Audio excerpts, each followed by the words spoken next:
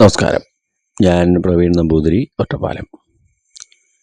കേരളത്തിലെ ക്ഷേത്രങ്ങളുമായി ബന്ധപ്പെട്ടിട്ടുള്ള അറിവുകൾ പങ്കുവയ്ക്കുന്ന കേരളീയ ക്ഷേത്ര പരിചയം എന്ന പ്രഭാഷണ പരമ്പരയിലേക്ക് സ്വാഗതം. ഇനി ഈ പ്രഭാഷണ പരമ്പരയിൽ ഇപ്പോൾ ക്ഷേത്രവുമായി ബന്ധപ്പെട്ടുള്ള കുറേ വിവരങ്ങൾ പങ്കുവച്ചു.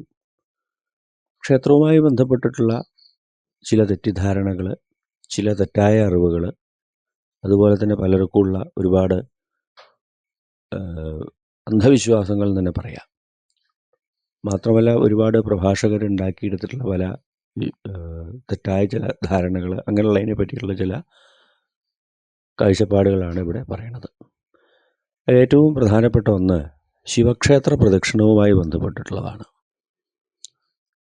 ഇപ്പോൾ ധാരാളം സ്ഥലങ്ങളിൽ കണ്ടുവരുന്ന ഒരു രീതിയാണ്. ബാക്കി എല്ലാ ദേവന്മാർക്കും പൊതുവേ നമുക്കറിയാം, പ്രദക്ഷിണം എന്ന് പറഞ്ഞാൽ നമ്മൾ സാധാരണ വലത്ത് വയ്ക്കുക എന്നാണല്ലോ പറയുക. ഒരു ദേവൻ്റെ മുന്നിൽ പോയി, ഇപ്പോൾ കിഴക്കോട്ട് നടയാണെങ്കിൽ ദേവൻ്റെ മുന്നിൽ പോയി ദേവൻ്റെ അല്ലെങ്കിൽ ഭഗവാന്റെ വലതു ഭാഗത്ത് കൂടെ പോയി പ്രദക്ഷിണം വെച്ച് തിരിച്ച് അവിടേക്ക് തന്നെ വരിക. അതിനാണ് നമ്മൾ വലത്ത് വയ്ക്കുക എന്ന് പറയുന്നത്. അപ്പോൾ അവിടെ നമ്മുടെ ഇടതുഭാഗത്ത് കൂടെയാണ് പോകേണ്ടത്. നമ്മൾ ഭഗവാനൊപ്പം കിഴക്കോട്ട് നടയായിട്ടുള്ള ക്ഷേത്രമാണെങ്കിൽ നമ്മൾ നടക്കിൽ പോയി നിന്ന് കഴിഞ്ഞാൽ നമ്മളുടെ ഇടതുഭാഗം ഭഗവാന്റെ വലതുഭാഗമായിരിക്കും. അപ്പം നമ്മുടെ ഇടത് കൈ നിൽക്കുന്ന ഭാഗത്ത് കൂടി നമ്മൾ വലം വെച്ച് തിരിച്ച് അങ്ങോട്ട് തന്നെ നേരെ നടയുടെ മുന്നിലേക്ക് തന്നെ എത്തും. പടിഞ്ഞാട്ട് നടയാണെങ്കിൽ ശരി, ദേവൻ്റെ വലതുഭാഗത്ത് കൂടെ പോയി പ്രദക്ഷിണം വെച്ചിട്ട് നമ്മൾ വരും. എന്തായാലും നമ്മൾ പ്രദക്ഷിണം എന്നുള്ളത് എല്ലാവർക്കും അറിയുന്ന കാര്യം തന്നെയാണ്. ഈ പ്രദക്ഷിണത്തിൽ എല്ലാ ദേവന്മാർക്കും പൂർണ്ണമായ പ്രദക്ഷിണമാണ് പൊതുവെ നമ്മളെല്ലാവരും ചെയ്യാറുള്ളത്. പക്ഷേ ശിവന് മാത്രം, ശിവക്ഷേത്രത്തിൽ മാത്രം പൂർണ്ണ പ്രദക്ഷിണം പതിവില്ല. അതിന് പല കാരണങ്ങളും പറയുന്നുണ്ട്. ശിവൻ്റെ ജടയിൽ നിന്നും ഗംഗാദേവിയുടെ സാന്നിധ്യം, ഗംഗ ഒഴുകുന്നുണ്ട് ഓവിലൂടെ, ഗംഗയെ മറികടക്കരുത് എന്നാണ് ഒരു സങ്കല്പം, അതാണ് ഒരു വിശ്വാസം. അപ്പോൾ വടക്കേ ഇന്ത്യയിലൊക്കെ പോകുമ്പോൾ ഗംഗാനദി ക്രോസ് ചെയ്യുമ്പോൾ, ഈ തോണിയിലൊക്കെ ക്രോസ് ചെയ്യുമ്പോൾ പല ആൾക്കാരും ഒരു ഗംഗയെ ക്രോസ് ചെയ്തതിനുള്ള പ്രായശ്ചിത്തം എന്ന രീതിയിൽ ഒരു നാണയം ഗംഗയിൽ എറിയുന്നതൊക്കെ കണ്ടിട്ടുണ്ട്. അതുപോലെ തന്നെയാണ് ശിവനെ പൂർണ്ണമായ പ്രദക്ഷിണം വയ്ക്കാൻ നമുക്ക് അധികാരമില്ല, പാർവതിക്ക് മാത്രമേ അധികാരമുള്ളൂ, അങ്ങനൊരു സങ്കല്പമുണ്ട്. എന്തായാലും ശിവക്ഷേത്രത്തിൽ പൂർണ്ണമായ പ്രദക്ഷിണം പതിവില്ല. നമ്മൾ സാധാരണ പ്രദക്ഷിണം വെച്ച് ഓവ് വരെ പോയി തിരിച്ച് വന്ന് ഇപ്പുറത്ത് കൂടെയും ഓവ് വരെ പോവുക, അങ്ങനെയാണ് പൊതുവെ കണ്ടുവരാറുള്ളത്. അപ്പോൾ ഇതിൽ പണ്ട് മുതലേ, ഇപ്പം ഞാൻ എൻ്റെയൊക്കെ കുട്ടിക്കാലം മുതൽ, ചെറുപ്പം മുതലേ കണ്ടുവരുന്നൊരു ശീലം, എൻ്റെയൊക്കെ കുട്ടിക്കാലം എന്ന് പറഞ്ഞാൽ ഞാൻ ക്ഷേത്രത്തിൽ പൂജയ്ക്കായിട്ട് സഹായിക്കാൻ പോകാനായിട്ട്, അച്ഛനെ സഹായിക്കാൻ പോകാൻ തുടങ്ങിയിട്ട് തന്നെ ഒരു 32 വർഷമായി. ഞാൻ 10ാം ക്ലാസ് പഠിക്കുന്ന കാലത്ത് തന്നെ അച്ഛനെ സഹായിക്കാൻ പോകാറുണ്ട്. അതിന് മുമ്പും ക്ഷേത്രങ്ങളിൽ ദർശനം നടത്താറുണ്ട്. ധാരാളം നമ്മളെ നാട്ടിലും പുറത്തൊക്കെയുള്ള ക്ഷേത്രങ്ങളുണ്ടല്ലോ. അന്ന് മുതലേ കണ്ടുവരുന്നൊരു ശീലം, അല്ലെങ്കിൽ പണ്ട് മുതലേ കണ്ടുവരുന്നത്, ഈ ഭാഗങ്ങളിലൊക്കെ ശിവക്ഷേത്രത്തിൽ ഓവ് വരെ പോവുക, എന്നിട്ട് വന്ന വഴി തന്നെ തിരിച്ചു വരിക, അങ്ങനെയാണ് കണ്ടിട്ടുള്ളത്. ഇപ്പോഴും ഈ ഭാഗങ്ങളിലെ ക്ഷേത്രങ്ങളിൽ, ഒരുവിധം ക്ഷേത്രങ്ങളിലൊക്കെ അങ്ങനെ തന്നെയാണ് ചെയ്യുന്നത്. പക്ഷേ പല ക്ഷേത്രങ്ങളിലും ഇങ്ങനെയല്ല പ്രദക്ഷിണം വയ്ക്കേണ്ടത്. പ്രദക്ഷിണം വയ്ക്കുമ്പോൾ എപ്പോഴും ബലിക്കല്ലുകൾ വലതുഭാഗത്ത് വരണമെന്ന നിയമമുണ്ട് എന്ന് പലരും പറയുന്നുണ്ട്. പക്ഷേ അങ്ങനെ ഒരു നിയമം എവിടെയും വായിച്ചതായിട്ടും അറിഞ്ഞതായിട്ടും ഒരുപാട് ആചാര്യന്മാരോട് ചോദിച്ചു, എവിടെയും കേട്ടിട്ടില്ല. ബലിക്കല്ലുകൾ വലതുഭാഗത്തേക്ക് വരണം എന്നൊരു നിയമം. അപ്പോൾ പലരും കണ്ടുവരുന്നത്, ഒരുപാട് ക്ഷേത്രങ്ങളിൽ കണ്ടുവരുന്നത്, ഓവ് വരെ പോയി അത് കഴിഞ്ഞ് ബലിക്കല്ലിൻ്റെ അകത്തുകൂടെ പോയി ഈ പ്രദക്ഷിണം മുഴുവനാക്കുന്ന ഒരു സമ്പ്രദായം കണ്ടിട്ടുണ്ട് പല ക്ഷേത്രങ്ങളിലും അങ്ങനെയാണ് പ്രദക്ഷിണം വയ്ക്കേണ്ടതെന്ന് എഴുതി വെച്ചിട്ട് കൂടിയുണ്ട്. മാത്രമല്ല, വളരെ എന്താ പറയുക, ഖേദത്തോടു കൂടി പറയട്ടെ, നമ്മുടെ പ്രശസ്തരായിട്ടുള്ള ആധ്യാത്മിക പ്രഭാഷകരുടെയും അല്ലെങ്കിൽ നമ്മുടെ ആചാര്യസ്ഥാനത്തുള്ള ചിലർ എഴുതിയ പുസ്തകങ്ങളിൽ ഇങ്ങനെയാണ് പ്രദക്ഷിണം വയ്ക്കേണ്ടത് എന്ന് ചിത്രസഹിതം കൊടുത്തിട്ടുണ്ട്. അതായത് ഓവ് വരെ പോയി അത് കഴിഞ്ഞ് ഓവിൻ്റെ അവിടുന്ന് ബലിക്കല്ലിൻ്റെ അകത്ത് കയറി അകത്തുകൂടി വന്ന് തിരിച്ച് ഓവ് വരെ പോയി പ്രദക്ഷിണം മുഴുവനാക്കണം എന്നൊരു സമ്പ്രദായം കണ്ടു. തീർത്തും തെറ്റായ ഒരു സമ്പ്രദായമാണ് എന്ന് പറയാതെ വയ്യ. കാരണം അങ്ങനെ ഒരു തെറ്റ് പല പുസ്തകങ്ങളിലും കണ്ടുവന്നിട്ടുണ്ട്. ഒരുപാട് അത് വളരെ കേരളത്തിലെ തന്നെ വളരെ പ്രശസ്തരായിട്ടുള്ള ആചാര്യസ്ഥാനത്തിരിക്കുന്ന ആൾക്കാരുടെയും പ്രസാധകരുടെയും പുസ്തകത്തിൽ കൂടി അങ്ങനെ ഒരു തെറ്റ് കണ്ടിട്ടുണ്ട്.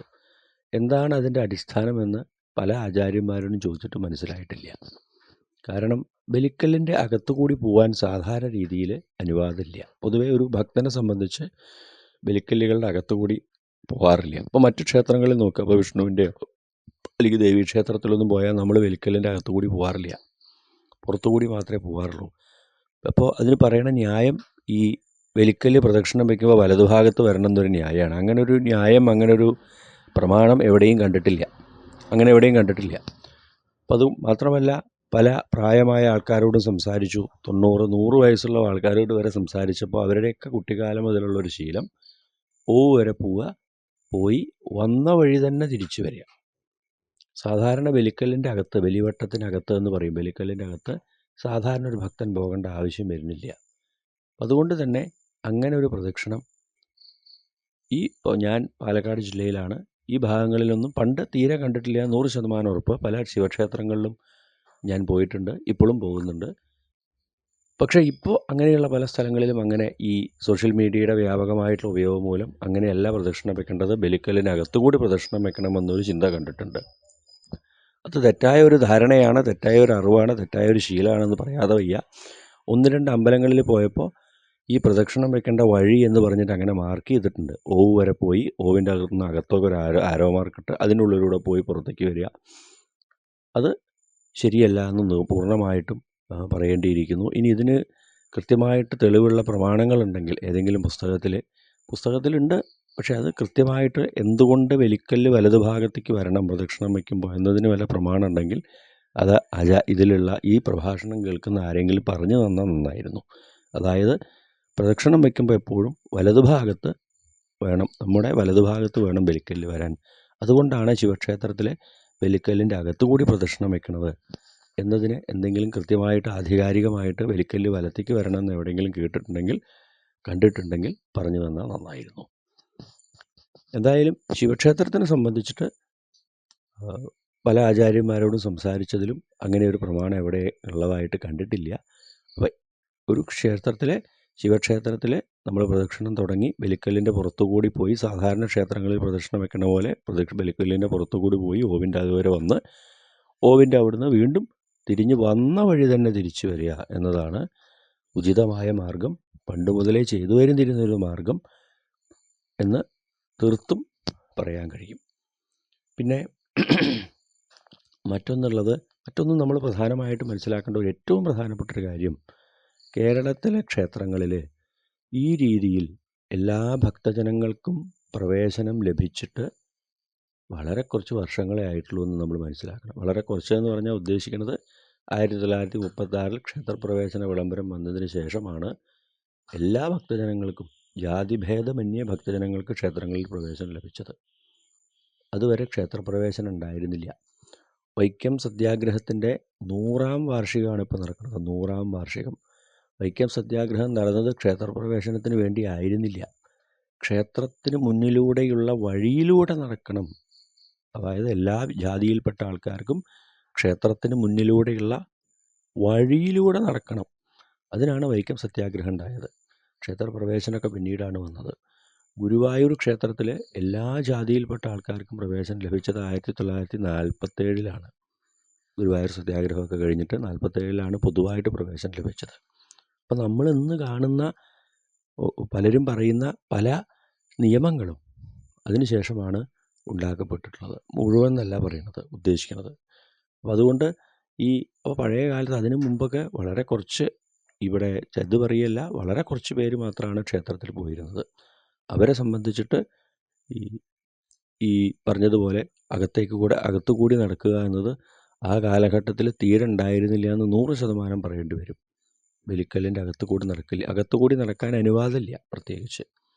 അപ്പോൾ ഇത് ഒരുപാട് ആചാര്യന്മാരുടെ പ്രഭാഷണത്തിലൂടെയും അതുപോലെ തന്നെ പല പുസ്തകങ്ങളിലൂടെയും പ്രചരിച്ചൊരറിവാണ്. ആധികാരികമായിട്ടുള്ള ഒരു രേഖ, ശിവക്ഷേത്രം പ്രദക്ഷിണം വയ്ക്കുമ്പോൾ ബലിക്കല്ലിൻ്റെ അകത്തുകൂടി പോകണം, ബലിക്കല്ല് എപ്പോഴും വലതുഭാഗത്തേക്ക് വരണം എന്നൊരു പ്രമാണമുള്ളതായിട്ട് എവിടെയും കേട്ടിട്ടില്ല. ഇനി അങ്ങനെ ഒരറിവ് എവിടെയെങ്കിലും ഉണ്ടെങ്കിൽ അത് ഈ പ്രഭാഷണം കേൾക്കുന്ന ആരെങ്കിലും ഒന്ന് ഷെയർ ചെയ്താൽ വളരെ നന്നായിരുന്നു. എൻ്റെ അറിവിൽ അല്ലെങ്കിൽ ഞാൻ കണ്ടിട്ടുള്ളതിൽ, പ്രത്യേകിച്ച് ഞാൻ പറഞ്ഞു ഞാൻ ഈ പാലക്കാട് ജില്ലക്കാരനാണ്, ഇതുവരെ ഈ ഭാഗങ്ങളിലൊന്നും പണ്ട് മുതലേ, അല്ലെങ്കിൽ ഇവിടെയുള്ള ശിവക്ഷേത്രങ്ങളിൽ പണ്ട് മുതലേ ബലിക്കല്ലിൻ്റെ അകത്തുകൂടി പ്രദക്ഷിണം വയ്ക്കുന്നത് കണ്ടിട്ടില്ല. എൻ്റെ കുട്ടിക്കാലം മുതൽ തന്നെ കണ്ടിട്ടില്ല. ഞാൻ പ്രായമായ ആൾക്കാരോട് ചോദിച്ചപ്പോൾ അവരും കണ്ടിട്ടില്ല. പക്ഷേ ഈ അടുത്ത കാലത്തായിട്ട് ഇങ്ങനെയുള്ള പല അറിവുകളും ഈ പ്രചരിച്ചതിൻ്റെ ഭാഗമായിട്ട് പല ക്ഷേത്രങ്ങളിലും പലരും അങ്ങനെ കാണിക്കുന്നത് കണ്ടിട്ടുണ്ട്. പക്ഷെ അത് തെറ്റായ ഒരു അറിവാണെന്ന് തീർത്തും പറയാതെ വയ്യ. ഈ വിഷയത്തിൽ കൂടുതൽ എന്തെങ്കിലും അറിവുകളുണ്ടെങ്കിൽ, ഇപ്പോൾ പറഞ്ഞ പോലെ ക്ഷേത്രപ്രവേശന, ക്ഷേത്ര ചൈതന്യ രഹസ്യം, അതുപോലെ തന്നെ കാണിപ്പയ്യൂർ എഴുതിയിട്ടുള്ള ക്ഷേത്രാചാരങ്ങൾ, ഇതിലൊക്കെ അകത്തുകൂടി പ്രദക്ഷിണം വയ്ക്കണമെന്നാണ് എഴുതിയിട്ടുള്ളത്. പക്ഷേ അങ്ങനെ ഒരു പുസ്തകത്തിൽ എഴുതി എന്നുള്ളത് കൊണ്ട് തെറ്റാരെഴുതിയാലും തെറ്റ് തന്നെയാണ്. നമ്മളുടെ ആചാര്യസ്ഥാനത്ത് നിൽക്കുന്ന ഒരാളാണെങ്കിലും തെറ്റായൊരു വിവരം പറഞ്ഞു കഴിഞ്ഞാൽ നമ്മളതിനെ തെറ്റായിട്ട് തന്നെ അംഗീകരിക്കണം. ഈ വിഷയത്തിൽ പറഞ്ഞതുപോലെ ആധികാരികമായിട്ടുള്ള തെളിവുകളുണ്ടെങ്കിൽ ഒന്ന് അറിഞ്ഞു വന്നാൽ നന്നായിരുന്നു. നമസ്കാരം.